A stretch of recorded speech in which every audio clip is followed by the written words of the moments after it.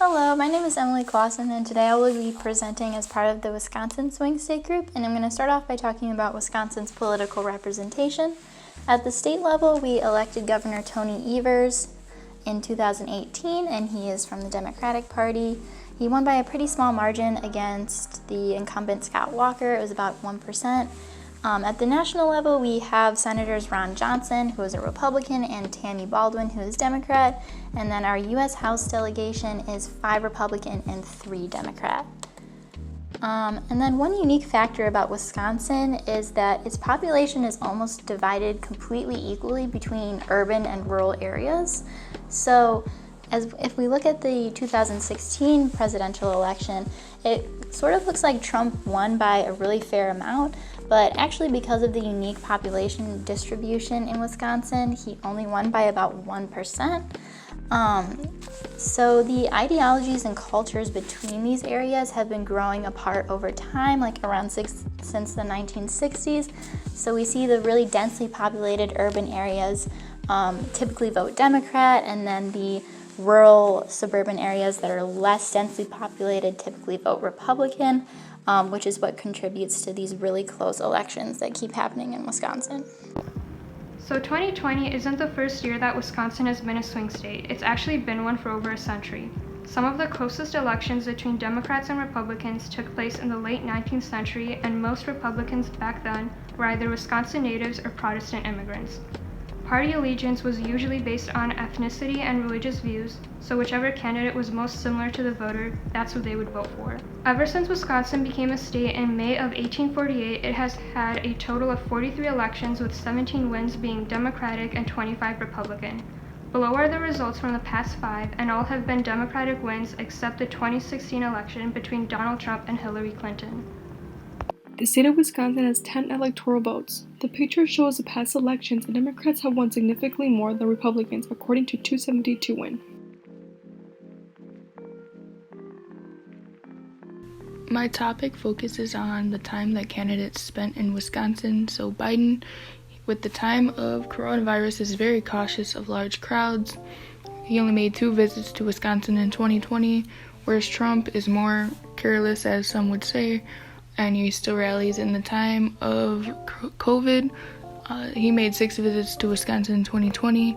After the shooting of Jacob Blake, Biden, he met privately with Blake's family, headed to Kenosha, and he spoke with some community members at a church, whereas Trump, he met with law enforcement and business owners after civil unrest and rioting. Next slide shows the difference of crowd sizes. So the picture on the left shows Biden speaking to a small group of factory workers, and then Trump is shown on the right at one of his rallies on October 17th, which was just 5 days after being quarantined with COVID.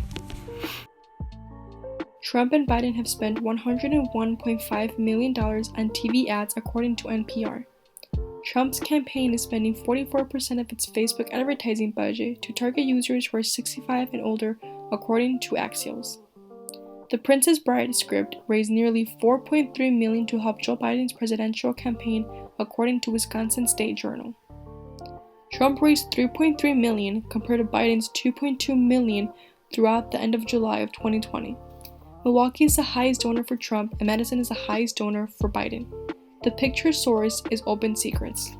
Do you think the COVID-19 pandemic or the Black Lives Matter movement may play a role in voter turnout or the potential outcome of how your state votes in November?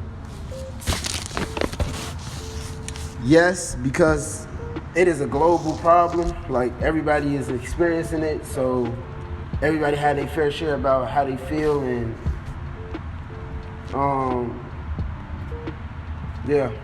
it's global for both. Second one, how has COVID-19 impacted your state?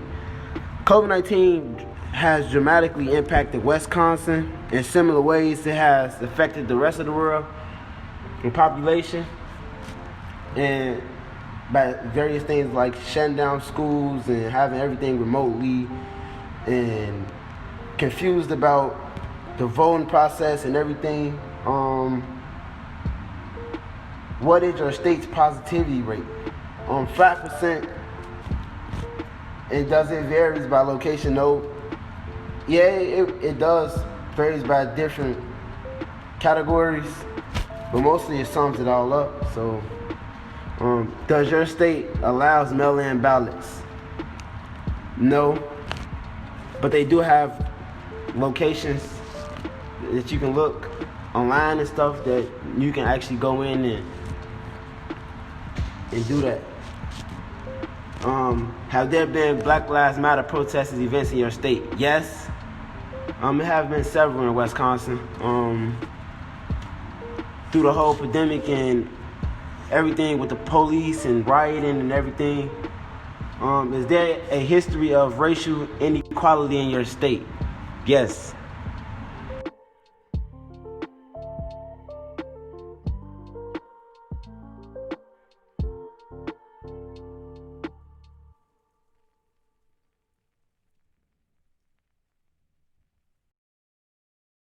According to 538, out of a simulation of 100 elections, Biden was favored to win 86 of them. Also, according to Real Clear Politics, it shows through various major polling data that Biden is also favored to win Wisconsin.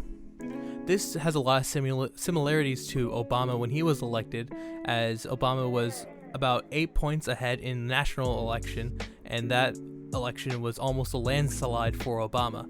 However, based on what we've seen in the 2016 election, Biden could win the popular vote, but still lose the Electoral College. However, after looking through, because of response bias, there's a chance that people who are able to access these sites and access these polls will be able to tell who they're voting for. However, national polls don't necessarily reflect people who will actually go and vote. Wisconsin has been a swing state for decades, switching from red to blue in every election. Even though Trump has poured over billions of dollars in marketing and hosting huge rallies, we believe that Joe Biden still is a favorable candidate to take Wisconsin. This is mostly because of his reaction to current events such as COVID and the Black Lives Matter movement. In addition to polling data, Biden seems like the candidate that will take Wisconsin.